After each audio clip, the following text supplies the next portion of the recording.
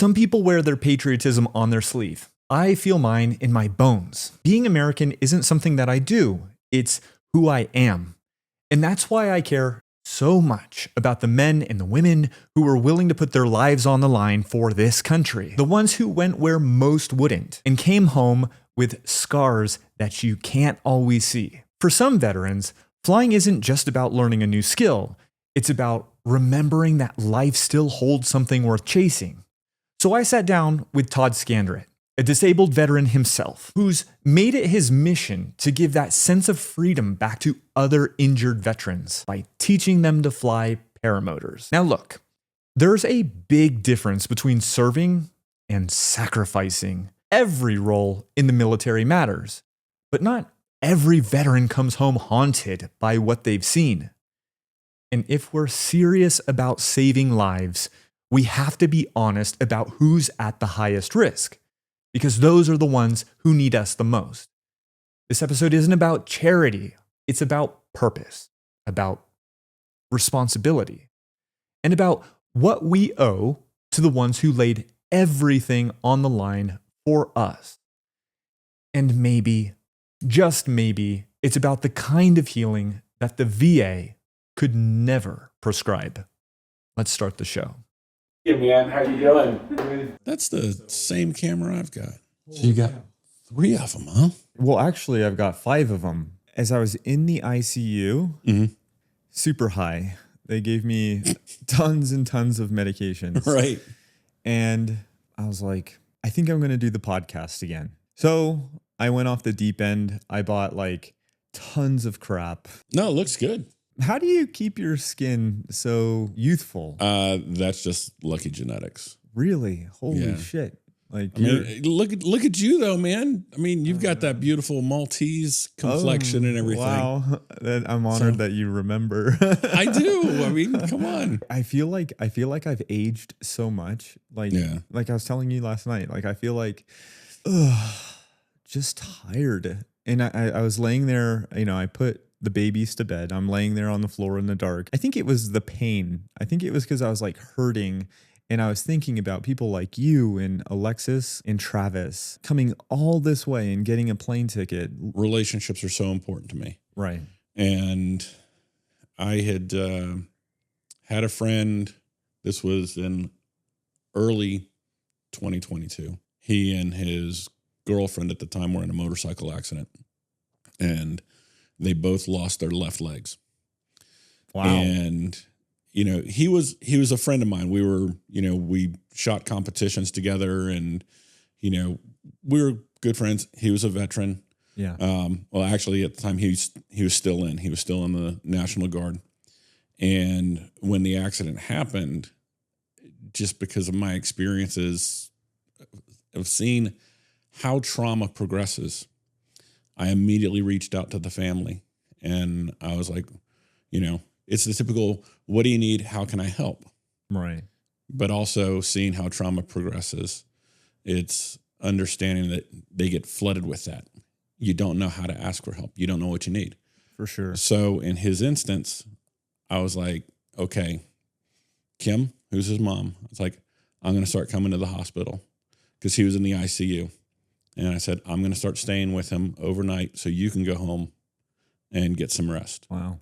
He had one other friend that he was able to recruit to come in so we could get in the cycle of, going and, do a 24-hour shift with him, help bathe him, help change bandages, do those things. And to me, it's because he's a friend. Right. It was important because, as families are going through trauma and they don't know how to ask for help, I realized you just have to do something to help. Right. And in your situation, it was a very legitimate decision for me not to reach out and flood you initially. Right. Because I knew there were going to be a lot of people that are going to be like, what can I do to help Anthony? I'm here for you, praying for you and everything. And I deliberately waited and waited and waited. And because I wasn't close by, I couldn't come by and see you. And then I sent you the message several months after. And I was like, hey, I wanted the smoke to clear. Yeah. And I want to let you know that I'm thinking about you. I'm praying for you. And, what can I do? And so when you were like, hey, would you like to come out? Mm-hmm. That was my opportunity to be like, yeah, Wow. I can come out to support you because, to me, that's what friendship is. That's what relationships are. And you finally had the ask. You finally knew what you needed. I can't thank you enough for getting on that plane and coming all the way here. I mean, I've always kind of wanted you to come over and hang out, and this is such an awesome, I guess, in light of such unfortunate events, good things can come from it. And it's funny how life kind of delivers things. I mean, you and I both were in the military, and you never know what you're signing up for when you join the military. Right. Odds are, like, you could go to a unit where, especially like as a combat medic myself, where I could get assigned to a hospital unit, and I could go through the military for 20 years and retire, never seeing combat. Or you could sign up and then within a year be dead in Afghanistan or Iraq or God knows, where future problems may lead American troops. That's why I love Resurgence with what you're doing, because I don't think that one person's terrible fate is any better because it has a combat label on it. Right. Yeah. Oh, pain and suffering is pain and suffering. Right. Yeah.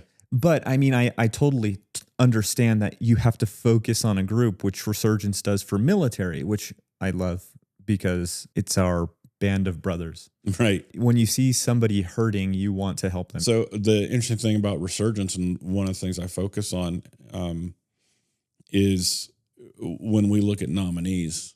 Right. One thing that I don't strongly take into consideration is the combat experience. Right. Right. And the reason I don't is because there's so many organizations out there that when you look into what the qualifications are for somebody to get assistance from them, Right. it has to be combat related. Yeah. They have to have a combat injury. Right.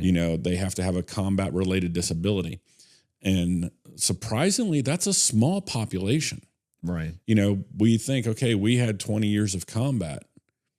Yeah, but we didn't have that many truly combat related injuries. So many of those nonprofits are focusing on a small population. I myself, my disability is not combat related. Right. It's service connected. Right. Right. And so when I was medically retired and I started looking into, what was out there, Wounded Warrior Project and some of these other organizations, and I found that so many were, special operations focused, combat focused. I was like, man, there is such a huge population of other veterans that are hurting, that need help. Yeah. And so that's why, our requirement is, do you have a VA disability rating? Right. And then tell me your story. Yeah. And I love being able to connect with other veterans. And I love being able to support veterans. And I love the fact that the paramotor community has embraced the mission of Resurgence. But for me, it's definitely a double-edged sword. And it produces a lot of pain for me because I don't have the money. I'm one guy, and Right. I try to solicit donations within the community. I go to corporations and, it's hard trying to get large corporations to buy into this sport. Right. And, we get so many nominees. Yeah. And what people don't realize is how often I have to say no. Yeah. That's tough. That hurts. And that is miserable, man. Yeah. Because I'm sitting here saying, hey, I know you need help. Mm-hmm. I want to help you. Right. And you're coming to me and you're like, oh man, this is the opportunity. This is where I'm going to have a chance. Right. And I say that because you went through that. Right. You went through that exact same thing. You reached out and you were like, hey, in the early days, the very early days. Yeah. And you were like, hey, I'm interested in this sport. And at the time, like so many other folks, like, I don't have the money right now. Right. Yeah. I'm sponsoring people. Yeah. We've got, a couple candidates in the mix right now. Yeah. Yeah. Yeah. But, I've got 3 veterans. One's currently in training. I've got a second that's getting ready to gear up, and a third one we're trying to get things aligned and get that working. I don't have money for anybody else. I don't have money for anything after that. Right. And so, getting messages, yesterday after they saw that I was coming out here, and folks are already getting back on, hey, can I go ahead and nominate? How do I get nominated? And it's like, yeah. It's got to be tough. I want you to, but I had to tell Anthony Vella no. Yeah, but you did help me, because that's the sort of person that you are. In spite of not having the funds available, you still helped me get to a place that was able to knock off some bucks for me to make it possible. Over at Lone Star with Ron Turan, and then you facilitated that. Why do you, through your own personal experiences, believe that flying a paramotor could be advantageous or beneficial for military veterans who are between a rock and a hard place, maybe physically or mentally or both? Selfish reasons. When I was medically retired, I was at home, and I was volunteering at the USO, because that still gave me a connection to the military. I could see service members every week. And so I'd go to the USO at the Charlotte airport and, make sandwiches and hot dogs for service members and kind of help them out. And, I realized that I still needed that connection to service somehow. Yeah. I needed that connection to the brotherhood. And, I was kind of doom scrolling through YouTube, and, saw this video that Tucker had made. Mm-hmm. Yeah. And it wasn't a McDonald's video, surprisingly. But I was like, man, this young kid is able to fly this thing, and the freedom he has. And I've always had a passion for aviation. And I was like, this has got to be something cool. I had a skydiving background. I was a D license holder, and oh, no way. Yeah. So I used to jump out of planes all the time. Damn. And we'll get back to that. Yeah. Okay. And so, I wanted some connection. And so I started to look into the sport. Yeah. And as I was going down that rabbit hole, I was like, the Veterans Administration, they're like, okay, as you're dealing with post-traumatic stress, as you're trying to recover from trauma, there are certain things you need to do. You need to get outdoors. You need to get exercise. Yeah. You need to socialize. Right. You need to do something adventurous and something meaningful. All those are, some of the components that are the prescription to deal with depression, to deal with post-traumatic stress. Mm-hmm. And, so I'm looking at the sport, and I'm like, okay, this can help me. Yeah. It can help me. And at the time, it wasn't about, hey, let's start Resurgence. Take me to like when you first were stewing on the idea of paramotoring. Why did you think this can help me? Because I got excited. Yeah. That was it. I'm sitting there watching videos, and I got excited about the videos. Yeah. And that was all it was. I totally get it. And I'm sure most of these people get it. I'm like, man, this is so cool. Yeah. And it's like, calling my wife and saying, hey, you got to come watch this video. You got to watch this. This is so cool. And she comes and watches the video, and she's like, yeah, okay. Sure. You're crazy. And I'm like, no, this is amazing. Right. And so that's what it was. It was that excitement. And I knew it's like, okay, that gave me that push. Right. And that gave me focus. It gave me a task to focus on. And so I went ahead and, at the time, it's when the paramotor bubble was really expanding. Yeah. It was starting to pick up on, social media, right, and starting to get popular. Yeah. And it really was like during that time, it felt like it was just, late 2017. Yeah. It just started to explode. Right. Yeah. Cause I got in 2018, and I remember like it, just the views and the amount of attention surrounding it. It was just a big year. Yeah. Oh yeah. Enormous. Yeah. And so 2017, I got scheduled for training. Right. But it was 6 months out. Yeah, crazy, right? And it's are there still those delays? I mean, now it's open. No, like you can find it. Now it's like, okay, classes are 3/4 full. Oh, yeah, And- yeah. You want to, and- there's a class next week. Yeah, you want to start next week? Come on. Right. And that was the thing is, back in 2017, it's like, oh no, you're 6 months to a year out because Right. all the classes are full. Right. And so as I'm getting scheduled for my own class, Yeah. and I'm like, dude, this, I'm getting excited, I'm getting motivated. And also, you start learning about, okay, how much does a motor weigh? What is the physical impact? I start exercising more. Yeah. Yeah. I start dropping weight. I start, Yeah. because I'm getting ready for training and I know it. I've got 6 months.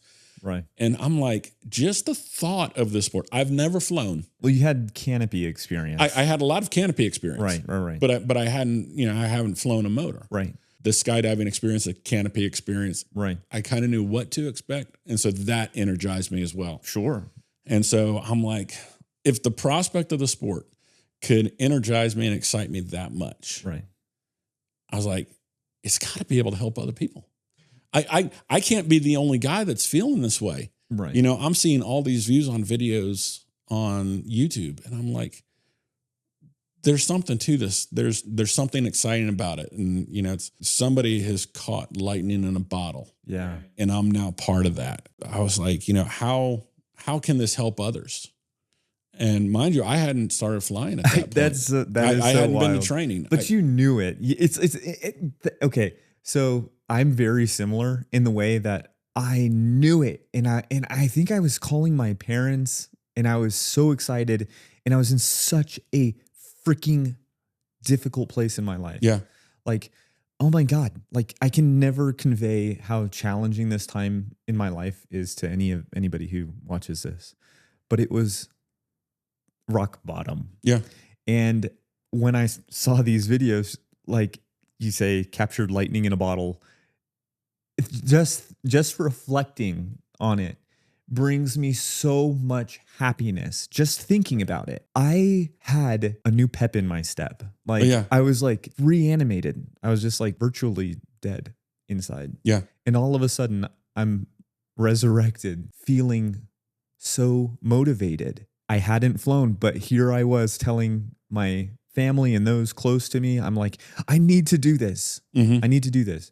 And it was really challenging because when you look at the prices, Oh yeah. it's a huge deterrent. Anyways, yeah, that excitement is palpable. Yeah, it's crazy, and that's what drove me. And I was like, if I can get this energized, I know it's got to be able to help other people. And so I started looking at organizations, and I started looking at what kind of adaptive sports grants were available. Right. And what really got me going was I was looking at Veterans Administration adaptive sport grants that had been issued in 2016. Colorado Springs, Colorado had gotten $65,000 to build a bocce ball court. What the hell is that? It's bocce ball. What is bocce ball? Yeah, it's some similar to kind of a lawn bowling kind of game. You roll some balls on the lawn, and So this is what their plan was for veterans? it's socializing, it's getting people outdoors, so it falls into that realm. Right. And so I was like, dude, if a city can get that kind of money for bocce ball, I've got to try to see what the process is to get money to help veterans in other ways. Interesting. And so now, many years later, I realized that I should have gone into horses. What? Equine therapy has, proven itself. Yeah. Horses are expensive, so they get fat grants. They get enormous grants from the VA. Right. Interesting. Problem with paramotors is you have to explain the sport to the VA. You have to demonstrate the benefit to the VA. Right. And I've been fairly unsuccessful. Yeah. At this point, we continually get shot down by the VA. They're like, are you still making attempts to get support from the VA? I have not in the past 2 years. Yeah. Because at first it was, you have to have so many years of demonstrated activity and whatnot. And so we got to that point, and then it was a couple grant processes of, hey, this is our success. This is what we do. These are our costs. And, the response is always, you want to do what? It's kind of like trying to get insurance for this. The insurance companies are, life insurance. They'll be like, because of the assumption of risk involved with paramotoring. And I mean, I suppose I serve as an example, but I don't think it's necessarily fair to use me as an example, because I don't think that the cause of my crash is a typical circumstance. Right. Most people don't use full speed bar and trim all the way out. And I think a lot less people will do it now, which will hopefully serve the community by reducing the number of injuries even more. We live in a bubble, and our life is focused on paramotors. Right. And we know the sport.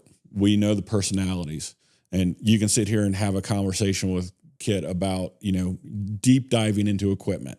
Yeah. And, okay, what are the different lines that Nirvana produces? Okay, let's talk about Parajet. Let's talk about Vitarazi. And right. We can deep dive into it. We know it.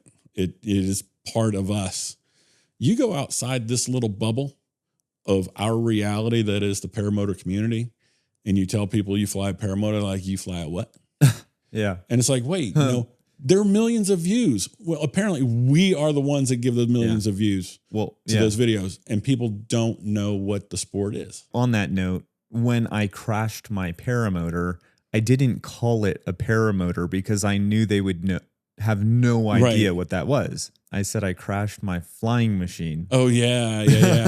which is brilliant. Yeah. Because it lets them know, hey, it's like a flying. I fell out of the sky. Right. When we're going and we're soliciting donations for things, we have to explain what it is. Yeah. And, perfect example. I was just recently up in Detroit, thanks to Jeremy Howe, the former treasurer for USPPA. Yeah, he's been really involved with the podcast and just support lately. No, big shout out to him. He helped out a lot. He works for Ally Bank. Yeah. And I happened to be up in the New York, Michigan area at the time, and he got me set up with an in-person meeting at Ally, and we were able to get funding. So they're going to be funding the next candidate that we sponsor is from donations from Ally Bank. No way. That's awesome. Which is great. Yeah. But I had to drag Jeremy's equipment into the meeting, and the first portion of my presentation wasn't about, hey, this is how much we can help veterans.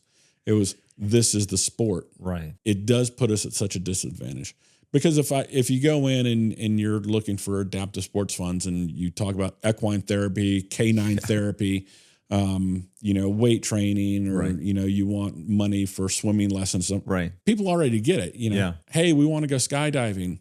Yeah. There's no question. They know exactly what you're going to do. Yeah. Yeah. So it's tough. It's tough. It definitely adds a hurdle, right, to what we're trying to do. Do they ever show concern, like the bank at Allied Bank, for example? Like, do they think, well, damn, I don't want to lead to somebody getting killed by supporting this? We will usually have at least one person, either on the panel or in the audience, that'll be like, "You're absolutely crazy." Yeah, and that's their own fear, and it's their own bias that's coming out. I'm curious, what is your perception on risk in paramotoring, which is inherent? It's undeniable that there is risk with anything, like with skydiving, with crossing the street. What's the risk of paramotoring? You've experienced some of the results of the risk. What can happen. Right, but anything can happen. But for the individual who's not going to do the stuff that I do, just for the conservative individual. Yeah, it's a tough one, because I see the risks in paramotors and flying, this activity, to you can mitigate most of the risk. Right. Military talk, mitigate risk. You can mitigate those risks by your own decisions. Right. There are a lot of things you can do. Right. And some of it's just through experience and training and knowing your own limits. Yeah. And knowing how to push your limits and not push the limits too far. Right. And so, I talked to, Chris Santa Croce about SIV courses. Yeah. And getting involved in those kind of things. And we sat down, and because everybody's like, oh yeah, you've got to go do an SIV or you're not a real pilot. Right. And, you've got to get upside down, and you've got to be able to do a sat, and Yeah, you got to have the glider collapse and then recover from it and all that spirals. I could count on 3 fingers people that I knew that had actually thrown reserves in the wild. Those were like the guys that everybody kind of looked to because they had actually thrown a reserve in the wild. Wow. I didn't know of anybody. I heard of one person, but yeah, point being is there's so few. All of a sudden there's this push, oh, you've got to go to an SIV, you've got to throw a reserve, you got to do these things. Right. And so I had sat down with Chris Santa Croce and I talked to him about my condition and my situation, and came to the conclusion that because of my medical condition, I should not do an SIV. Are you talking about similarities in like skydiving? Because I know when I looked at incident reports in the skydiving USPA.org, one of the causes of fatalities in skydiving is, heart opening. For heart conditions, people will die. So was that part of the concern, or just the increase in anxiety? No, just the increase in G's. Okay. G loading. Yeah. Because you can get into a spiral in G lock. Holy cow. You can black out quick. You just do a big wing over. Yeah. And when you're coming through the bottom, you can start to feel some G's. That's some scary shit and to think of, like how you G out. And it's so true. I have totally experienced it myself. Kyle O'Glee came here. He shot over the mountain. I was going to follow him, got a little bumpy, turned around, and I decided I'd spiral down. I think I was 3 rotations in, and it just closed in on me. And I thought to myself, oh, who's that female super, super talented pilot flying dudek wings? She was super loved in the sport, and she passed away. She in Italy. She was flying with her dad. Terrible with names. Oh, I'm so sorry for not remembering. I remember the incident. That was a spiral that led to that. And so the assumption at that point was, we need to get people into SIVs, right? Like, we need to do it. Yeah. But eventually Chris Santa Croce's tune changed. I think he went from being a proponent of SIVs to saying the risk involved with SIVs was not worth what would the potential gain or benefit from an SIV by collapsing the glider because of the potential for things to go wrong. I've known one individual who went to an SIV and he entered into a spiral. That was the maneuver he was supposed to execute. And it was a glider that naturally would exit a spiral on its own, as a beginner glider should. But I think he just got overwhelmed and he exited the spiral just before hitting the water. He was so like in his head confused, and it's on video. That could be one of the potential risks. Also the potential risk of being gift wrapped or things like that. I think that's ultimately what led to is putting the glider and yourself in a position where things go wrong for the potential of being able to handle it out in the wild, as you say. Yeah. But the likelihood of something like that happening in the wild is super low. And that's why I still think that paramotors are freaking safe. Like, that's right. Like, they're not totally safe. But I think that if my kids could make the right decisions, right weather, right gear, that they could do this, and I could sleep at night knowing that they're doing it. And that's the thing is, there is a point where we can't mitigate all risks. Right. I realized from my own experience, I had a crash, and I looked back and I was like, man, I am a very conservative pilot because of my conversation that I had with Santa Croce. Because I was on that trajectory. I was progressing a little bit slower than most other people at the time, but I was doing it deliberately. Yeah. I'm kind of like, hey, I understand that I've got this condition. I'm going to progress a little bit slower because of my experience in the skydiving community and what I had seen with people progressing too fast there. Scary shit. And so I had gotten to that point. I was like, okay, I'm ready to do the SIV thing. Yeah. And sat down with Chris, and he's like, no, it's not good. And so it's understanding yourself. But the crash I had, the weather was good that day. The flight was good. What I failed to take into consideration was mechanical turbulence off of hangars. I landed too close to some hangars. I was on a trike. And when I landed, the wind was coming out of the southwest, but because of where the buildings were, I was kind of forced to land with a quartering wind. But I was in between two hangars, not when I touched down, but I was passing through that space. Yeah, yeah. So I touched down. Oh, I get it. In a blind spot to the wind because of one hangar.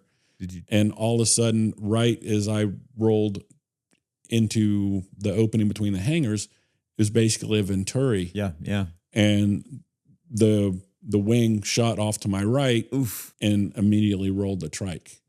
And it happened fast, dude. It happened so fast. Were you hurt? And cracked my wrist, messed up a thumb, had my fiance with me. Yeah. It was her first flight. And so it was. Oh, no. Yes. I thought that was going to be the end of our relationship. Yeah. Oh, no. Yeah. So it was a tandem with her. Was she okay? Yeah. So she had her arms outside the frame. Yeah. And so when it rolled, we ended up inverted and she was pinned under it because the frame was on her arm. Right. So, we're both hanging there inverted. One of her arms is pinned. She can't move it. She can't get out. Yeah. So I'm in the back. It's kind of precarious anyway in that situation. And, I extricate myself, roll the trike over, and then we get her unbuckled. And, she was wearing some sunglasses and they broke and cut her nose. So she's like bleeding. It's like she's bleeding. It's not like just a little trickle. She's like bleeding. The face is very very Yeah, it's very, very vascular. So it may not be that serious, but made it look worse. It looks bad. It was pouring. It's like it was a river coming off the tip of her nose, and so I'm like freaking out because I'm like, oh great, I broke her nose. Yeah, she's leaving me. This is it. That was it, dude. That was because we had been dating a month, maybe, and I was like, dude, it's over. Yeah. And she turned to me and says, when are we going again? Oh, no way. And I was like, way to go. I was like, that's huge. And that meant so much. And going back to the earlier discussion about the trauma and needing somebody there, I did not realize how important that moment was for me. Yeah. For her to say, when are we going again? Oh. Because that let me know everything was okay. Yeah. Everything was fine. Yeah. I just busted up the machine a little bit. We can replace the parts. She still trusts you. She still had the trust in me. In spite of something like that. That's a beautiful thing. Yeah. So from that incident, I went back and I had to look at it. I'm like, because the initial crash did not make sense to me. Right. And I went back and looked on the video. The approach looked good. The landing was great. Such a soft touchdown. We touched down and we rolled 30 feet. And next thing you know, the right wingtip is on the ground. Yeah. And we turn and rolled immediately. And, it's kind of like, okay. And, I talked to Travis Burns about it in depth. And it's kind of like the only thing that makes sense is because that quartering wind coming through that little Venturi between the hangars, man. And I thought I had mitigated the risks. I think that the important thing to consider is how, that's the sort of thing that is more likely to happen in paramotoring, not things that are way more serious. And as a skydiver, I skydive as well. I'm certainly not a D-licensed skydiver, but I mean, I religiously would look into the causes of incidents, particularly fatal ones. Yeah. Because for me, I don't care if I get hurt. I mean, I feel a little bit differently about it now. Right. Yeah. It depends on the level of hurt. What is the level of hurt? And one of the things that I always said was, I'm actually A-okay with just breaking my leg. Mm-hmm. Ideally, not at a joint, or at an elbow. This has been super, super complicated. Yeah. If I snap my radius and ulna or just my humerus, breaks like that can heal really well. And in some instances, they actually become stronger as the body builds it back together like a calcifies weld. and reinforces it. Exactly. And that's why one of the things that I've always said, when it comes to risk of flying a paramotor is I would fly low and people would, you hear different people's opinions within the community. Mm-hmm. You flying low, that's reckless, that's dangerous, but it's calculated. Yeah. It really is. And I know that there's always the potential if you just happen to tweak your back the wrong way that you could get paralyzed, but the likelihood of that is super low. Yeah. So if I fly low and then the motor cuts off, okay, I might hit a rock or something like that and break my leg. But the odds of being killed if I'm flying at 10 feet are super low. Yeah. And to that point, I think the flying low is not a problem. Okay. I don't think flying low is an issue. And I say that because I've had 6 motor outs. Yeah. And almost all of them have been at very low altitudes. My most memorable one, I was down in Costa Rica with One Up Adventures, and I was on a borrowed motor, and I had been flying that motor earlier in the day, and I put about 3 hours on it that day. And so I'm out over the beach in Jaco, and, I'm, doing some nice wing overs and everything right there over the beach. And all of a sudden I'm at, 40 feet and the engine dies, and it felt like fuel starvation. Right. And I'm like, okay, I'm way too low to like sit here and mess with it, try to restart, reach up. And I'm like, okay, I'm immediately landing. And I go and I land in between 2 different groups of families on the beach. They thought it was the coolest thing. Cause they're all out there watching, and I come in, nice, beautiful tiptoe stand up landing right in front of them. And, turn, and I bring the wing down like a boss, and they're all like, woo. And, this one lady comes over, starts speaking in Spanish to me. And I'm like, I'm sorry. I'm just some gringo, from the States. I can't speak Spanish, so I don't know. And she just started saying you're muy guapo. Muy guapo. Is that good? Yeah. She's very handsome. Oh, okay. Yeah. God, I need to get back to Duolingo. But, no, that experience is like, okay, yeah, I was low. Yeah. And, it wasn't a problem. Right. If you control the environment you're in. Yeah. Because I think one of the best things about flying is, and I tell people this all the time, is getting ready for the corn harvest. Yeah. You find yourself a cornfield, tall stalks, and there's that road that's cut right down the middle of the field. For sure. You drop down right in that. Oh, yeah. And, the wings above the corn, you're just below the top level of the corn. Oh, for sure. Corn's going by, you feel like you're doing the Kessel run, and, it's amazing. I don't have issues flying low. If it's calculated. And you it shouldn't be flying low through a valley. There are instances where you could really get hurt. Doing usually boulders. If you don't know electrical wires, and so like that's that. the big thing, and that's what I was going to go to is, we've had a few Resurgence alumni, and I've got several friends that have been flying low. And they don't know the environment. And all of a sudden they go and they turn a corner and there's a power line. Yes. They don't know the field.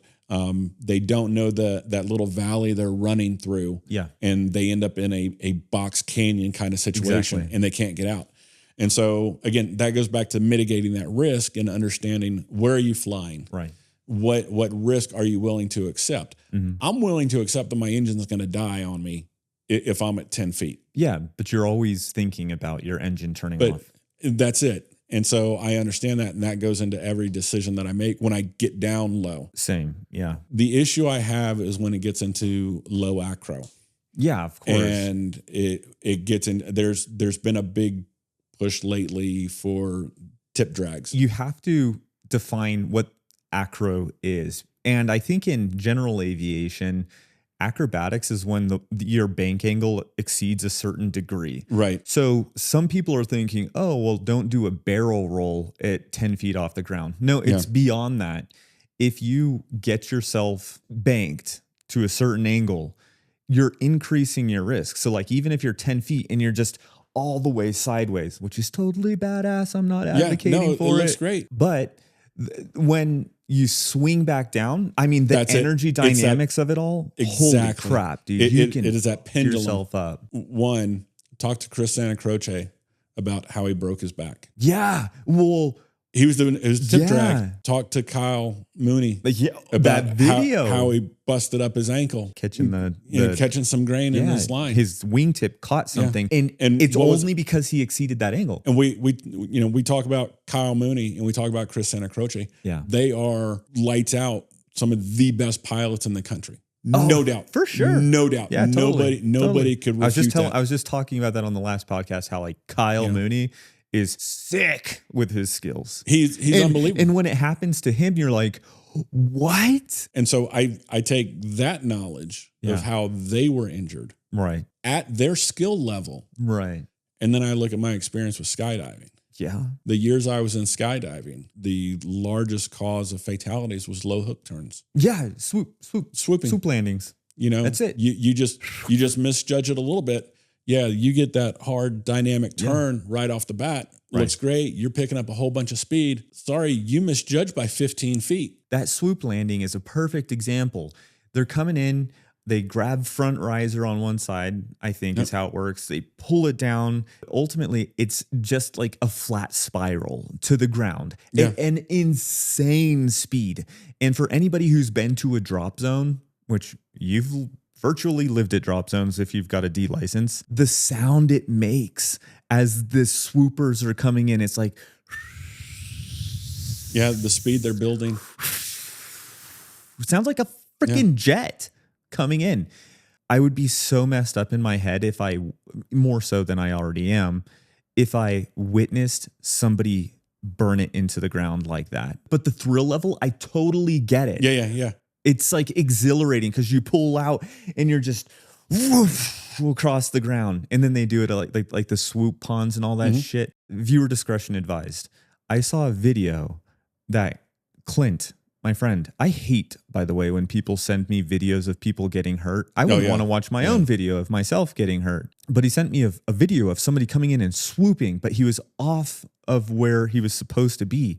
And there were two people at this, like, it looked like an air show or something like that. This elderly couple. Oh my God. I don't even want to finish the story. The speed that this swooper was going, he hit that older couple. Once you see it, you feel sick for the rest of the day. Yeah. And then when you think about it the next day, you're still like, oh my gosh, that's I terrible. know the video you're talking about. It's horrible. You know, veterans do have a astonishingly high suicide rate. Yes. When you eventually did get to do that first paramotor flight, was it all that you imagined it would be? For me, I have a kind of a funny first flight story. Yeah. Because I trained at Aviator PPG, and Kyle Mooney, Travis Burns, Eric Farewell, and John Isley were my instructors at the time. Right.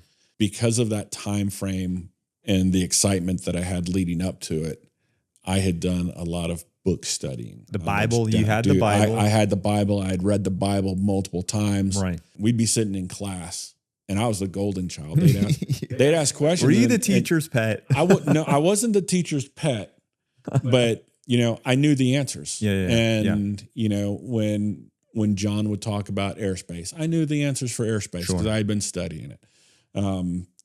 Talking about navigation, I understood that piece. Talking about wing design, I had kind of studied that. You never were general aviation. Never was it. I wanted pilot. I wanted to fly. I wanted to fly in the military, but the military had other plans for me. Yeah. But everything that you knew was from what you gathered from reading all this information. Yeah. So I had read all this stuff and experienced skydiving and just being around aviation. You learn a lot. And so I was killing it in the classroom. Right. Yeah.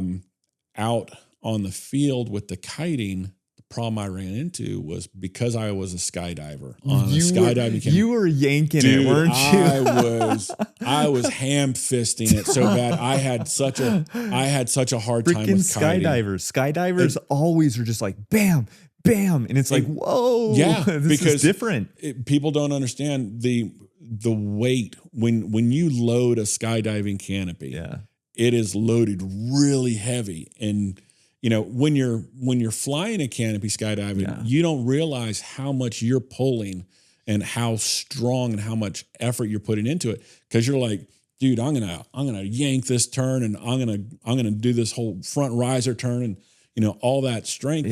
You're basically doing a one-arm pull-up. It's like a lead fist. And exactly. And all of a sudden you get to these huge gliders that are so light. And so little pressure. And I always wanted to feel a response from the wind, because that's what a skydiving canopy does. You start to turn with a skydiving canopy, you start pulling it and you feel that response. Right. These gliders, man, it is so finesse. So I was having a tough time. If you were to handle a paraglider in the same way that you would a skydiving canopy in the air, you could spin it. Oh, spin it quick. Yeah. Yeah, it's exactly what would happen. Which is a dirty little thing and something that people practice in SIVs because it's dangerous. The glider will do a 180-degree flip.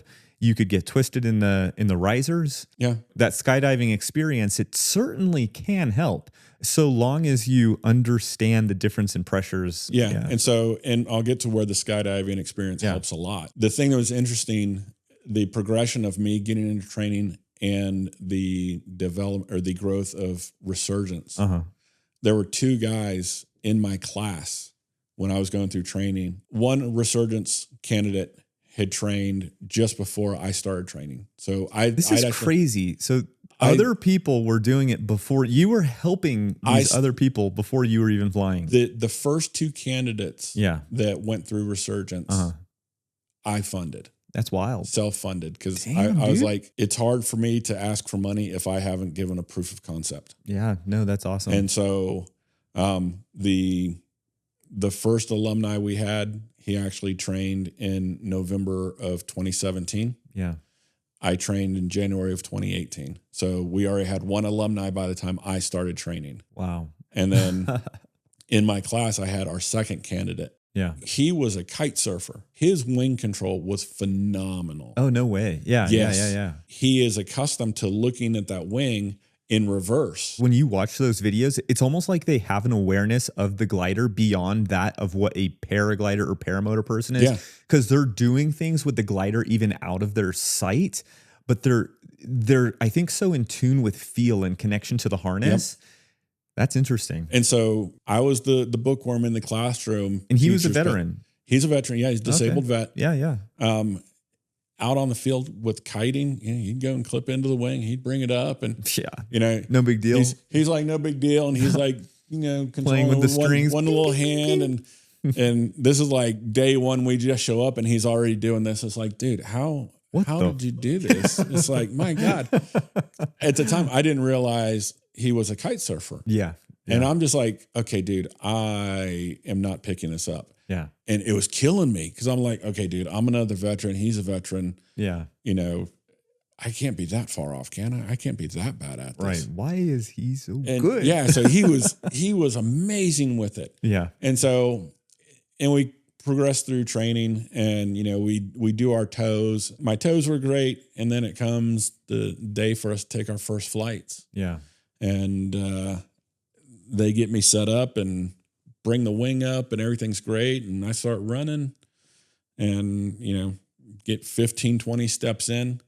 And I was going towards a taxiway. Oh, okay. But also there's a interesting sense of time that our brains create. Yeah. And it happens with skydivers a lot. Time altitude awareness is always a big thing. For sure. And Check. And so you're always checking. Yeah. But with an experienced skydiver, and Clint will tell you this, okay, you kind of get an idea. Yeah. You don't have to check your altimeter all the time. You get out of a plane, God. You kind of know about where that 30-second mark is, where that 45-second mark is. Yeah. And all of a sudden you're like, okay, this is about the time I need to check. Oh my gosh. Okay, we need to open. How scary. And so your brain develops this time sequencing piece. And I've been watching all these other people take off. They're taking 5 steps and they're off the ground. And I'm like 15 steps Bastards. in. And I'm like, I'm going towards this taxiway. And I'm like, dude, eating up runway. I'm not off the ground yet. And all of a sudden, so I try to force it and I try to jump up into my seat because I'm feeling the lift. And I kind of do the little hop and my toes catch the ground and immediely go underneath me. Oh no. And I don't turtle, I scorpion. And so my knees hit the ground. Yeah.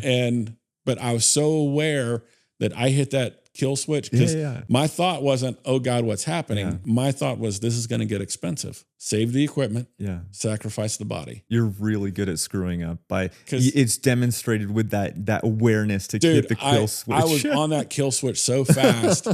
So my knees hit, my chest hits, my face hits.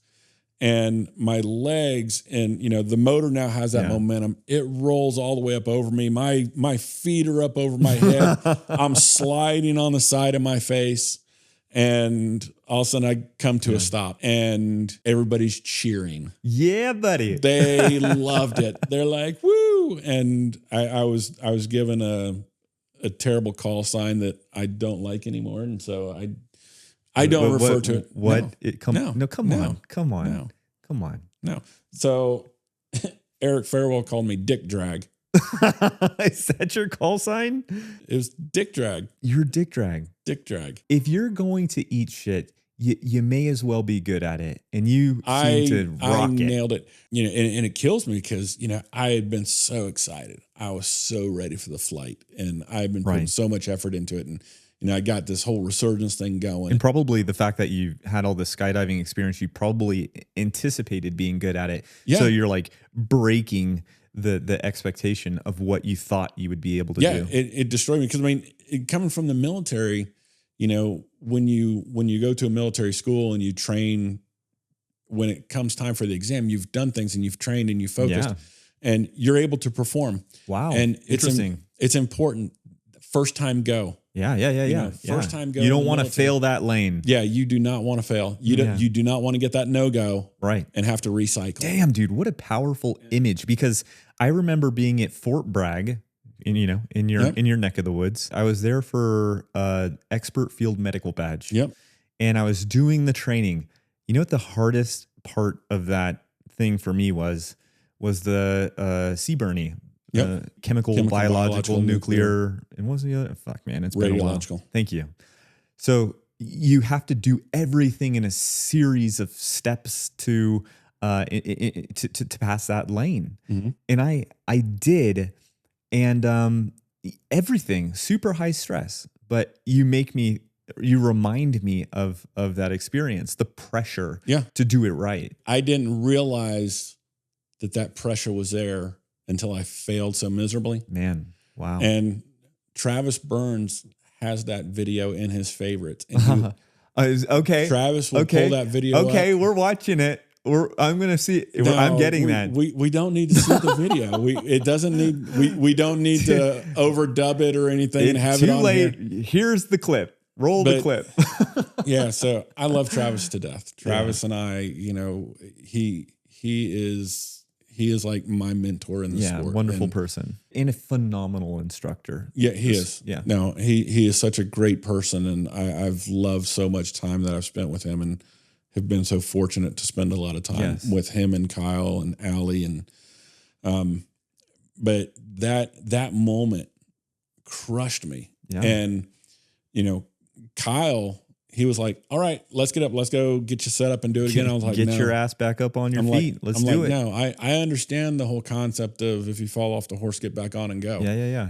It's big in skydiving, right? Especially or in the military. Yeah, if you see something happen on a drop zone, what's the best thing you can do? Get everybody back in a plane and get them go jump again. Wow. In the military, it would be if you don't do it right, do it again. Yeah, you will do exactly. it again. Just recycle, start over. Yeah, ready, go. Yeah. And I was like, no, I need a minute. So I take the equipment off and I go walking off. I'm hanging out by myself. And you were angry, dude, probably steaming. I was mad. Damn. I was so beating mad. yourself up. I was so mad at myself because I put so much into it. Yeah. Then it's like, okay, let's go ahead and try this again. And so all of a sudden go and take off that first time and, start climbing out. And okay. So this is your first time in the air. After that face plant scorpion, you're like, I'm not doing that again. Yeah. Let's not do that again. Right. After I have some time to cool off, I go and they get me set back up and I go and launch and get up in the air first time. And I felt so comfortable because of my skydiving experience. It's like, oh, I'm back home. Did that moment help you shake off that frustration that you were feeling, or did you you're still pissed? No, I was still pissed. I still think about it. Oh no. I think the issue that I've had is that I try to make sure that my launches are perfect. Yeah. And I will push them beyond the point of where I should stop. It's like, okay, it's not going well, but I'm going to fight through it. Just that whole military mindset. It's like, I can push through it. I can muscle my way through it. And, that's my biggest problem flying is with failed launches. Jeff Going himself said that the most challenging thing to do in all of aviation is a no-wind forward launch. Yeah. Oh yeah. And so and it's funny you say that because, down at Aviator, when we were training in Florida, we always had a bit of wind. So even our forwards, you had assistance. Yeah. And you're at sea level. So you're at sea level. And all of a sudden I got back to North Carolina and it's like a no wind forward. That became my daily. Yeah. And it's like, it helped me a lot because, you understand what it means to commit. And, for sure. Because you have to commit on those no wind forwards. And the day that I crashed, no wind, and I brought the glider up, and I, as always, I turned my head to the right and I turned my head to the left, and I check the wing, but you're committed, like you're running your ass off to get into the air, even for an individual like myself, who I would have considered myself to have been above average in athletic performance. It's still a massive amount of exertion. Yep. And there's that blind spot.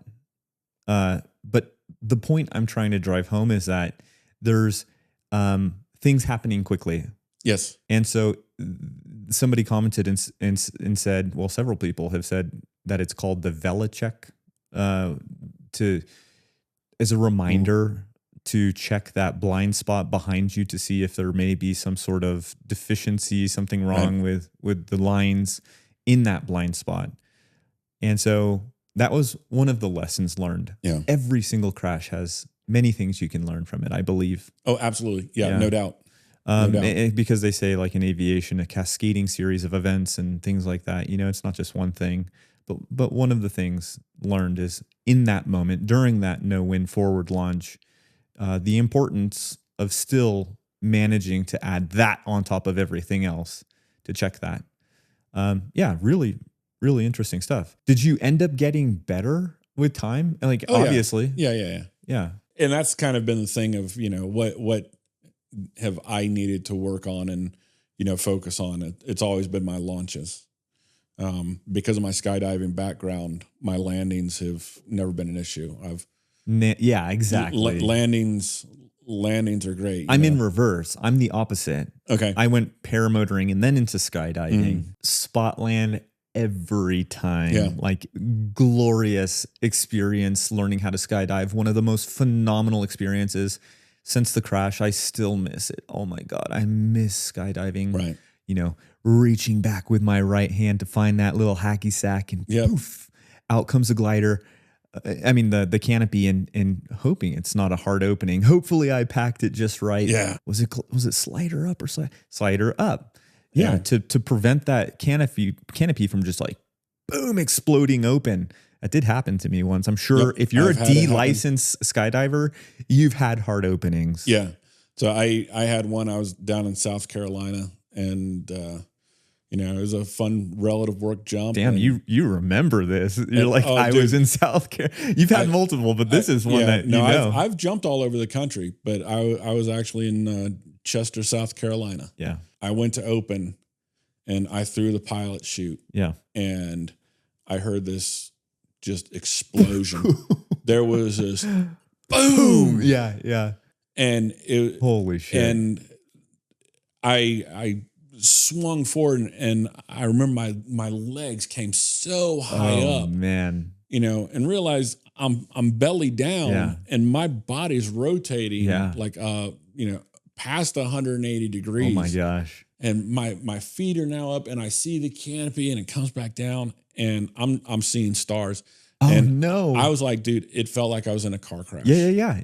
And it's nuts. It can kill older skydivers. And so I was like, Jesus, what the hell happened? Yeah, and I got wrecked. I land. I have a nice stand-up landing and immediately collapse on the my gosh. LZ. Wow. And I'm laying there for a second, and this lady comes running over to me, and she's like, "Oh my God, that was a hard opening." You can hear it from the ground. It's the ground. Nuts. Yeah, they heard it from the ground. Lady comes over, checks on me, and I get up to walk away, and I was in so much pain. The next morning, the bruises from where the harness was all over my body, across my groin, ass cheeks, everything. and it looked like it's when people are in real bad car accidents and they get the bruising from the seatbelt. It's exactly what it was, all over me.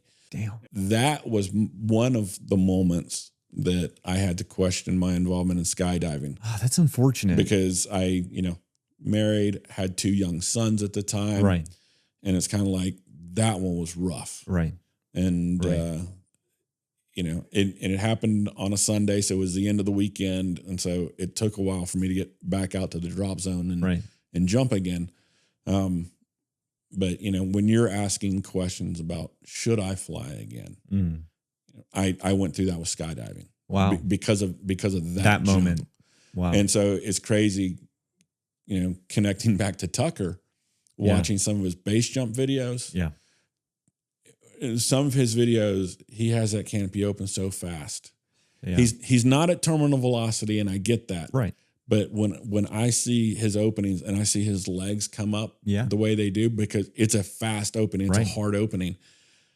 Thank God he's not at terminal velocity, because I have a visceral response watching those videos and remembering what I felt like when I had my heart opening. Base jumping is terrifying. I think of those incidents I've seen somewhere the canopy opens in the wrong direction and it's putting them into the cliff. Off-heading openings. Yeah, While it doesn't really matter in skydiving if you have this off-heading opening. Yeah. But in base jumping, it's critical. Yep. Yeah. Are you comfortable talking about your late wife? There is a relevant parallel story. Okay. And a lot of people don't know the story, and I guess this is the best time to share it and fill people in. And it leads into what has been the present resurgence. And it will kind of explain a lot. I started training in January of 2018. And while I was at training, she had an episode where she had passed out at work and had to go to the hospital. And so I left training early. I did not finish training during the typical course period. Right. And so I left, and Travis and Eric, they were wonderful. They're like, hey, we understand stuff happens with the family, because you never want to be out of town and get a call, hey, your wife's in the hospital. I get back home, and, we're going through, whatever issue she had. They didn't know at the time. Yeah. Aviator was like, hey, just come back and piggyback on the next class. You don't have to be here for the first portion, for the ground school, anything. Just come back in. You're already flying. We'll just get you some more flights in. Just come in and, when you can. So the very next class that Aviator was hosting, I get in my car or my truck, and I'm heading back down to Florida. And I was about halfway there, and I get a call from my son. Hey, Melanie had to go back to the hospital today. So I turned around. She's back in the hospital, and thankfully, previously the doctors really weren't sure. There was a physician's assistant in the ER that was like, I really think you need a CT scan. And she says, because there's something in your records about an anomaly, several years ago that I don't see any action on. So you need a scan. What does that mean? Like there was something in her records without any action? So my wife had issues with low blood pressure, and she had some episodes where she would faint. Orthostatic hypotension. Yeah. So when she would stand up, blood pressure would fall and she'd pass out, kind of thing. Yeah. Back in 2014, she'd actually had a scan, and they had noticed some anomalies, but there was never any action to it. Yeah. Well, now we're at the point this PA is like, hey, I think you need another scan. Yeah. And so they send my wife up, and results come back, and they're like, we're sending you to the ICU. They found a tumor on her brainstem. Oh my gosh. And so this was February 18th Wow. of 2018. And they scheduled her for brain surgery. And so like 2 days later, she had brain surgery. Oh my God. And they removed part of it because of its location on the brainstem. They couldn't remove all of it. I'm now trying to balance her recovery from brain surgery, get into her rehab, and trying to be like, okay, well, I got this whole resurgence thing I'm trying to do, and I want to fly, and I've now got gear that I've invested a lot of money in that's now sitting in my garage because I took delivery of it. And so kind of, worked through that, and eventually, later that spring got back down to Florida and finished up my training at Aviator, and, had to put on the smiling face for everybody that everything was okay. Yeah, as if nothing's going on. Nothing's going on. Todd's starting Resurgence and starting to impact veterans. Yeah, that's around the time that I knew you, right? 2018, early 2019. Yep. And so, that whole time I'm, putting on the smiley face up front, and we're doing great things with Resurgence. And, meanwhile, your world's breaking apart. Yeah. Melanie, just found out she has a brain tumor, and, we're dealing with that, and, she's not working anymore. And, it's impacting my boys. How old are they at this time? Late teens, early 20s. Yeah. Finishing up high school, college age. Yeah. What I found was that Resurgence and Paramotors was my escape from the reality of my world falling apart. Melanie got to a point that, she was functional again. She's able to take care of herself and stable. Stable. I didn't need to be there, right, all the time. And so that's when I really kind of threw myself into Resurgence, is because I could go to fly-ins and I could go to events. Yeah. And I could go to training with these candidates. Yeah. I look back now, and it was a dishonest way for me to kind of shield myself from reality. Fast forward to 2022, she'd had follow-ups, and we knew that the tumor had grown a little bit. If you watched how she walked, her gait was off. She walked like she was drunk. It was tough. It was tough living in that reality. You guys were high school sweethearts? We were high school sweethearts. Wow. Started dating in high school, dated through college, got married the day after we graduated from college. Wow. So I commissioned into the military and graduated on one day. The very next day we got married. Damn. So she was there with you? She was there with me through everything. She was there with me through my entire career, through the deployments, through, combat tour, and, all the schools that I had to go to. She was a freaking champion. Cause she was there helping me deal with my issues, post-service. Your best friend, I assume. Oh yeah. Yeah, absolutely. You can't help it. She was the one that was there through everything. Yeah. Going through these issues with her tumor or whatnot. I'm spending time away and, trying to focus on Resurgence and, trying to build this idea to help veterans. You could tell that things had gotten a little bit worse, but the prognosis was still good. They're like, you still have really good functionality, and the tumor hasn't gotten that big. And, the problem was, because of the location of the tumor, they would not do any radiation treatment. They would not do chemo.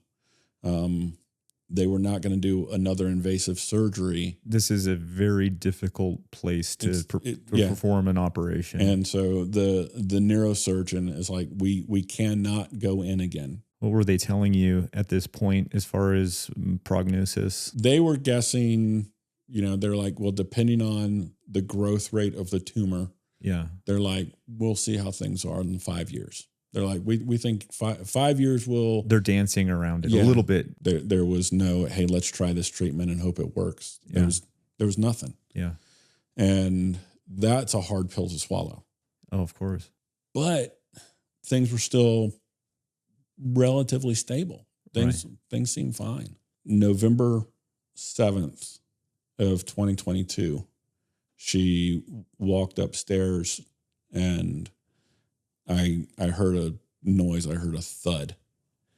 And it was strange because I looked over at the dog. The dog looked at me, and then we both looked up the stairs.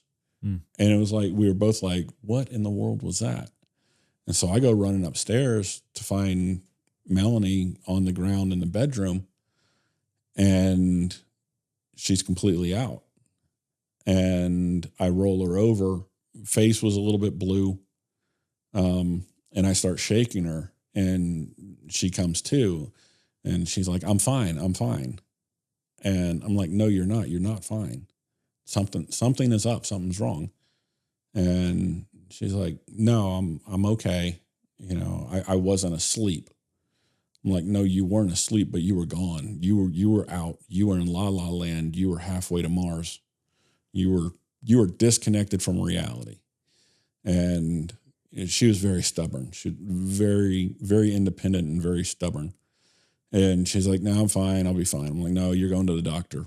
And she's like, well, I'll go in the morning. And so November 8th rolls around, and we go to the doctor, and, you know, nurse comes in, just do the typical vitals.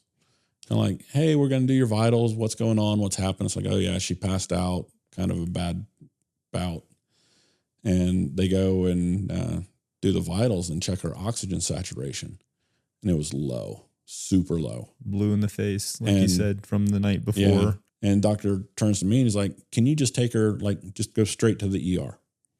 And I'm like, okay, yeah, we can take her to the ER. And they had her sit there for a couple minutes, checked her saturation again. And he's like, you're not taking her to the ER. We're calling an ambulance for her. It's not coming up, yeah, even with the oxygen. With the oxygen, it wasn't coming up. They call an ambulance for her, and take her to the emergency room. We get her there, and they're like, yeah, you're going straight to the ICU. And so she gets put in the ICU and, you know, put on oxygen and everything. And, you know, they're still trying to figure out what's causing it. And come to find out, and she had pneumonia, which is a contributing factor. November 9th rolls around. It's my 50th birthday. And so in the ICU with my wife on my 50th birthday. And 10th rolls around, and, you know, she wasn't getting better. And so they were doing steroids and different things. And they're like, hey, we're going to try to do some intubation and see if we can get a little bit more, you know, a little more aggressive with the steroid treatments and everything. Yeah. You know, we're like, okay, I guess this is what we got to do. I mean, in your position, you just kind of nod your head. It's not like you know. What option do I have? Yeah. The evening of the 10th, they're getting ready to put her under, and her last words to me was, I guess this is part of his plan. Oh my God. I was like, yeah, I guess it is. I guess this is part of his plan. And they put her under, and they did the intubation, and she went into cardiac arrest. She was going through a lot. Yeah.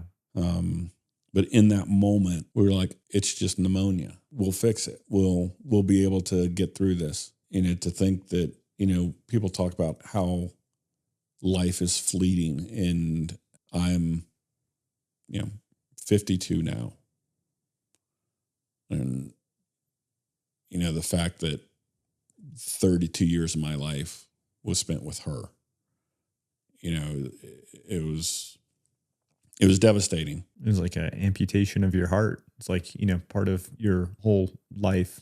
One of the things that we talk about is veterans, especially combat veterans that have experienced, you know, loss on the battlefield with a battle buddy. Yeah. Is that survivor's guilt? For sure. I didn't experience that with my combat tour. The team I was on, it was a small team. And we were lucky that we brought everybody back. Where were you deployed to? Iraq. But because of my condition, my medical conditions, there was always this belief that I was going first. Mm-hmm. You know, I was definitely going to be gone before Melanie. Yeah. I don't want to say, hey, this was the plan. It was the expectation. The expectation was there that, you know, hey, I'm broken. People don't realize. They look at me and they're just like, oh yeah, hey, that's Todd with Resurgence. They don't realize my condition and where I fall in all of this. Yeah. And I was hit with the survivor's guilt. It's so true. Like, I mean, the thought just comes into my mind about how the expectation that most husbands have is that you're going to go first. Right. You're not going to have to be there when your wife draws her last breath. Leandra and I, we often talk about it, and she always says, I'm going to go before you. But it's like, no, you're not. I'm going to go before you. Yeah. Like, I don't want to feel what you've had to go through. It's weird because to that point, one of the little things that I have, little memorabilia that sits on my shelf that Melanie had, it's just a little piece of wood, but on it has a picture of Winnie the Pooh. And it says, if you live to be 100, I want to live to be 100 minus 1 day, so I don't ever have to live without you. Damn.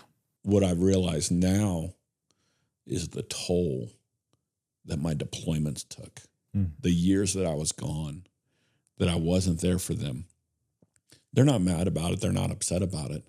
But it takes a toll. Yeah. The time that I was gone because of Resurgence, the time that I missed with Melanie, you know, realizing that, you know, 2023, I checked out. Right. Problem is, because I didn't do anything in 2023, we lost the primary funding. We had been getting a nice grant every year that was providing the funding for us. But what we have now is name recognition. Yeah. We have a proof of concept. Sure. And so that's kind of our starting point. Right. I have been blessed in meeting somebody else that has been incredibly supportive, has been super empathetic. And understanding when you roll over in a trike. It's having the accident in the trike. Yeah. And her response. It's bigger than people would probably understand, like incidents like that. Yeah. Like seriously. No, and it's huge because, you know, you, and it was weird. There was some tension with my family when I got back into dating. Right.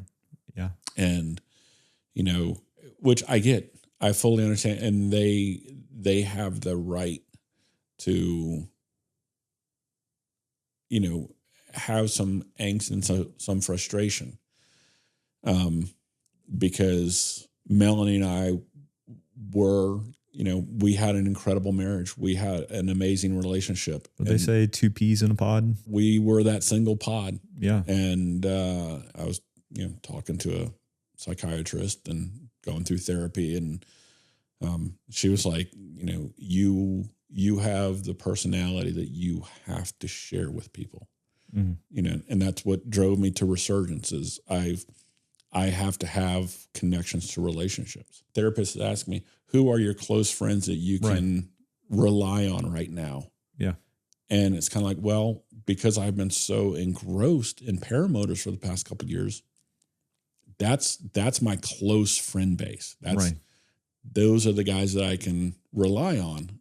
And it's like, yeah, they're in Florida, they're in Texas, they're in Oklahoma, you know, they're up in Michigan. I can't, you know, go out with them on a Tuesday night just because I'm not feeling great and I need social interaction. Some of my close friends are in England, in Australia. Yeah, that's the point. Yeah. And so she was like, hey, you need to go need real friends who are close by. Right. That actual physical interaction to be face to face. Because she was asking me, she's like, tell me about your other friends that, you know, are near home.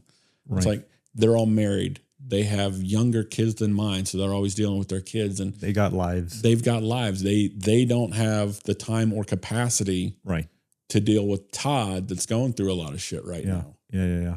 And so that was kind of the push. And she's like, you need to go meet somebody. And I was so fortunate to meet Jen. Yeah. And right off the bat, she expressed some concerns. An individual like that has to overcome the fact that you're always going to love Melanie. Right.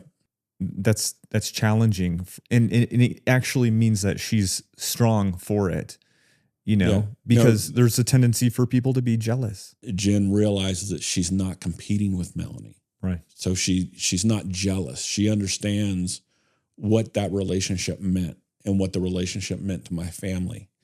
And she's supportive of it.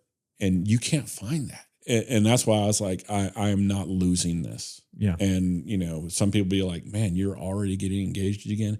Dude, when you find that kind of support, do not let it go. Do not ever lose it. You're stupid if you let it go. Wow, and this is going to get me emotional too. We had an interview 2 days ago. The Charlotte airport had found out about us getting married. I volunteer at the Sullenberger Aviation Museum. Mm. The Miracle on the Hudson plane is on display there. Wow. That's where we're getting married. We're getting married in the Aviation Museum. Wow. And so the airport found out about it, and they're like, hey, we want to do kind of a February love story about this. Yeah. And the initial draft, the journalist had written that, through aviation, Todd found the love of his life, which sounds nice. It's a sweet piece. But Jen was like, we need to have that changed because I know where Melanie was in your life. And I don't want to diminish that relationship. And to have the kind of support that understands and respects that relationship and has the strength and love herself to be like, hey, I respect you for that. I still love you for us. Means a lot. And so, I'm excited about marrying her because she's already proven how wonderful she is to me. And I can't thank her enough for the strength that she's provided me, the enthusiasm for living again, the excitement for life. Yeah. And what she has given me is what I've been trying to give folks with Resurgence. She gives you the inspiration on how to help other individuals through flight in the way that she has provided you essentially another chance. That's why I think it's so important that you do have Jen to provide you with that warmth and light in such dark times, to get you back to where you need to be so that you can do what you were destined to do, which is continue to help others through Resurgence. And, I would assume it's been the same for you, that when you're in that place, when it is so tough and when it is so dark, the biggest challenge, you don't think anybody else understands it. You're like, nobody, people might have been in similar situations. Yeah. They might have been in, what we might label as adjacent situations, but they haven't been in my situation. Yeah. That's our minds hurting us. It's so important to cling to the fact that life is a pendulum. It oscillates like the glider. You go from low points to high points. And when you're at those darkest points, to believe that life will take a turn for the best. But there's also the reality that while you're at that high point, eventually that will end and you will inevitably go into a tough time. Mm-hmm. That's just life. Yeah. And so while I am experiencing it, in that moment, you may not notice it, but being aware that it will at some point get there is important. Keep moving forward. You're going to get through it. Right. And I look at my buddy Cameron and Kelsey and their journey through their amputations. Yeah. And I was fortunate enough, they asked me to officiate their wedding, and I was honored by it. Wow. It was super cool, that I was there in their darkest moment. Right. And I was also there in one of their happiest. Yeah. Yeah. And, I look at their journey and I try to apply, the efforts that they've put into, moving forward with their life. And it's kind of like, okay, it's just keep moving. Do you think that individuals who may find themselves at that darkest point are the best candidates for getting into paramotoring? Or do you think that they should be at a stable place before they need to be at a stable place? Yeah. It impacts the training. They have a difficult time with training. They're not focused. Their head's not in it. The head's not in it. My goal is to let them know that when somebody cares, Yeah. when we get in that dark place, isolation Yeah. is the default. Yeah. And when you isolate, you don't recognize relationships. You don't value the relationships around you. Sometimes there's a wall up. Like Oh, yeah. sometimes there's an inability to actually be receptive to other people trying to help. And I'm glad you said inability, because it's inadvertent. It's not intentional.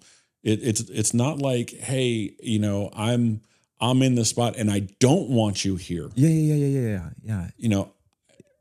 I want you here and I need you here. Yeah. I just don't know how. Right. Our brains have this tendency to lose belief in the possibility of it in the moment. It's almost like the whole I can't mentality that will do you in. And it's not that you need to be able to do it in that moment, but there needs to be the belief that, especially for these veterans who are in those darkest moments, that this too shall pass. Mm-hmm. Once they find that stability, it can serve as a way that's medication free to help them have an outlet to now offer something to their life that helps them achieve that homeostasis of emotional and mental well-being. I'm glad you spoke to it that way, because I've actually had that conversation with a couple different instructors and a couple schools. It's kind of like, hey, we don't want to train somebody that is, not ready, that Right. they're a liability and to some extent. Yeah. Schools will express their concerns to me about that. Yeah. And they don't fully understand post-traumatic stress, Right. the pendulum of how it swings. Yeah. It's cyclical. Right. It's not Absolutely. It's not a, hey, I'm past it now. I'm done. It's over with. Crazy roller coaster. It is. It is a wild roller coaster. It has loops and it has dips and it has dives and part of it smashes and bam. and part of it can be crap, fun and exciting, but there's parts that are terrifying. Right. I've had some schools that have expressed concerns because they'll start learning the stories of the candidate. Yeah. And they'll be like, what do you mean that he had been suicidal? Yeah. We don't think we want to train him if he's been suicidal. You can understand the concern. I get it. I understand the concern, but through our vetting and through my vetting and talking to them, I understand that they're not in that place. We were talking earlier about the explosion of the sport and how you couldn't get into classes. Yeah, wild. And now we're seeing, one, I think it's great that you're bringing the podcast back now. Thank you. Because there has been a fall off in content. YouTube is not pushing content because there's been this burnout in paramotoring. And so when you don't have a lot of interest in something, the algorithm is going to be thrown off, or not necessarily even thrown off. It's just going to be told like, this isn't where the interest is right now, because there's not this content. So individuals who are listening to the podcast or watching the podcast, if they happen to be listening to this or watching it on YouTube, need to share this video. They need to share Kyle Oakley's videos and everybody else's videos, because it's in the best interest of our sport. Now realizing the impact and the benefit that it had at the time for the sport. Yeah. it needs to be recognized. If the community benefits, the veterans will benefit. Other people, not just veterans, but other people will benefit. What are some things that you feel you need to be able to continue to help veterans? Like ideal world, what are we shooting for? And the biggest thing, and I've had this conversation with Alexis, and I've talked to Jen about this, a few times. The first thing I want to say to the paramotor community is they have been absolutely amazing since our beginning. Yeah, the support that I've received, financial support I've received has been incredible. Yeah, I say it's been incredible. Has not been a lot.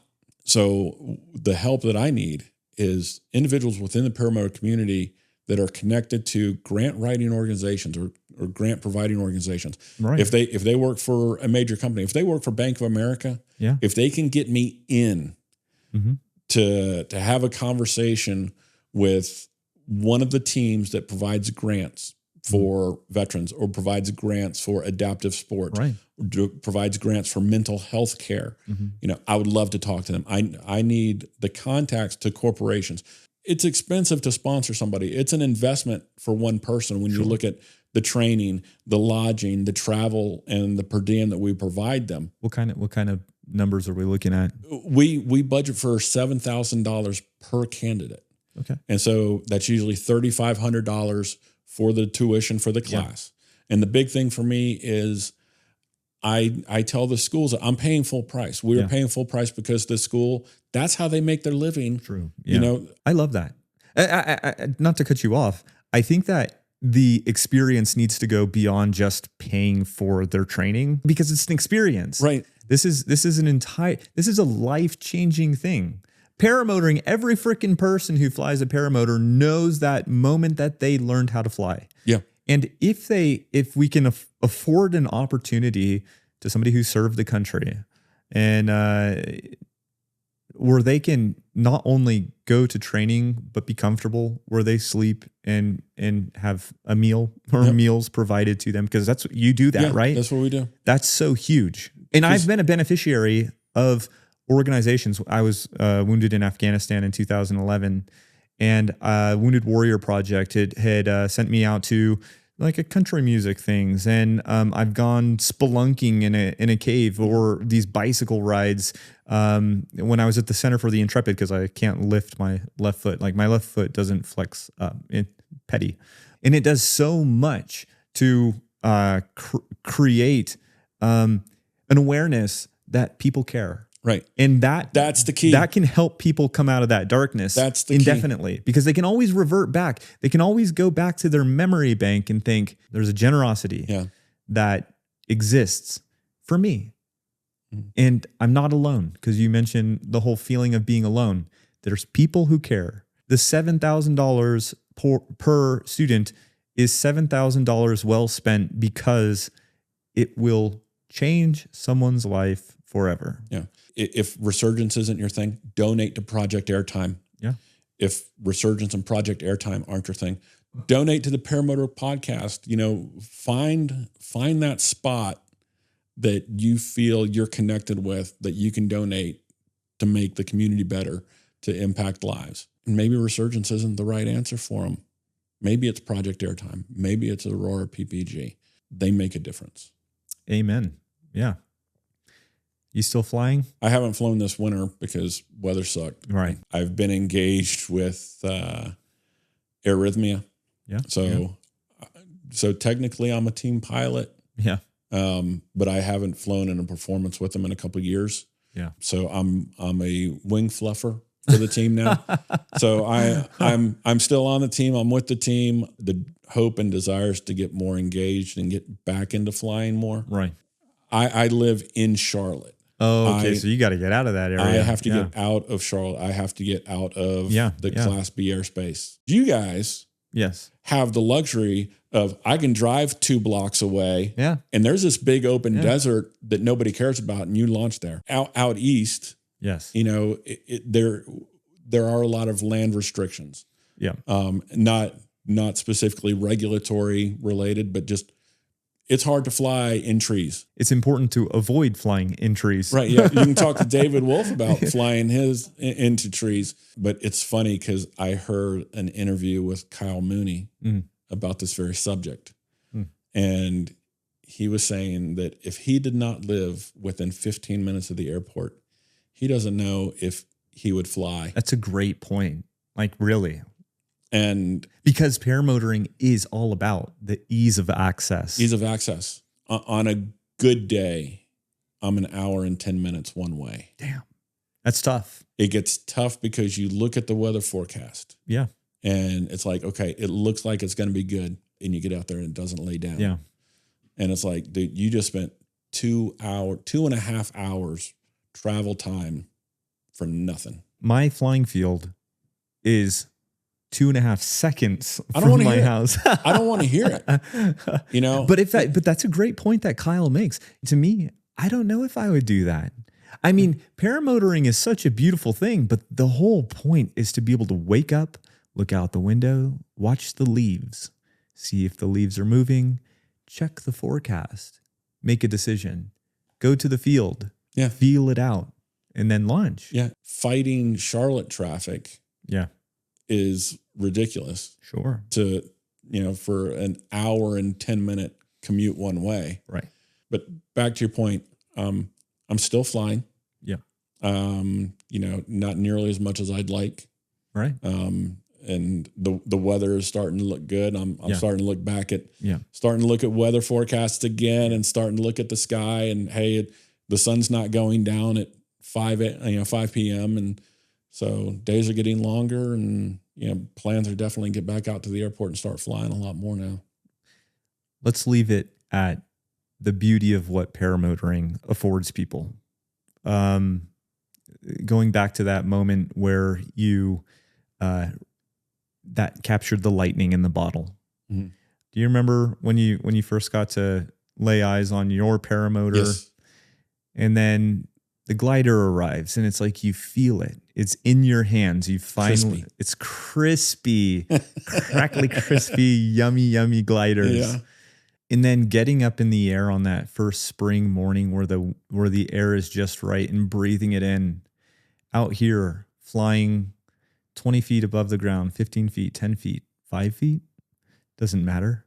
Just putting along and kind of flying beside a group of deers galloping through the desert. It's so incredible. I chased a skunk across the field, and skunks are not that big. Yeah. But I saw this skunk and I got down low and it started running and I was following it. I was giddy as a little schoolboy, man. Yeah. I was so excited. That was the coolest thing. And it's those experiences because, you go up and you fly and you go up to 1,500 feet, 3,000 feet, and, you kind of get disconnected from the world. Yeah. You get the emotional reset. Yeah. You get re-energized. That's cool. Yeah, absolutely. For me, it's those unexpected gems that come out. Chasing a herd across the desert. It's like, man, that's cool. Playing with a skunk. Because you're safe. Chasing a skunk across a field because, you're not going to spray you. 15 feet up in the air. It's those kind of things. It's flying, past some homes and you see some kids out playing waving. And they get excited, man. Yeah. And man, when those kids go crazy and you don't have to do any acting. You just circle around them a couple times, man, and they love it. Right. That's what energizes me. That's what gives me that reset. Yeah. It gets me excited about going up and doing it again. Do me a favor. If you're watching this on YouTube, type your comment on what the most beautiful or rewarding flight experience that you've ever had while paramotoring. Share it with all the people in the comments. For those who haven't flown yet, let them know your best experience. Love to see the comments. Yeah. I value our friendship very much. Absolutely. And once again, I can't thank you enough for getting on that flight and coming out here and allowing us to catch up. It's been a while. We've both been through a lot. We certainly have. Like the mission of Resurgence. Yeah. And it's a lesson we learned in the military. It's how do we recover? Yeah. How do we, Charlie Mike, as we say, how do we continue the mission? That's right. And, it's supporting each other. It's leaning on each other. It's being there for each other. And I think that's kind of why I'm here. Amen. And yeah. kind of why Resurgence is here. Beautiful. Todd, thank you. Well, thank you. Appreciate your time. Awesome. Thank you all for watching or listening to this episode of the Paramotor Podcast. We will be speaking with Truman Word in the next episode, who is an engineer on the Starship. He'll be making his way over here from Starbase in Boca Chica, Texas. So stay tuned for that one. Once again, thank you all very much for the support. You can keep up with the Paramotor Podcast by heading to patreon.com/Anthony Vella. I write a weekly blog there so you can stay up to date on everything going on. All right, guys. Thanks for listening and watching. We'll see you in the next one. Thanks so much. Hey, what's happening, world? It's a beautiful day in the neighborhood. Managed to bring Todd Scandrett out to the middle of the desert where I can do whatever I want with him.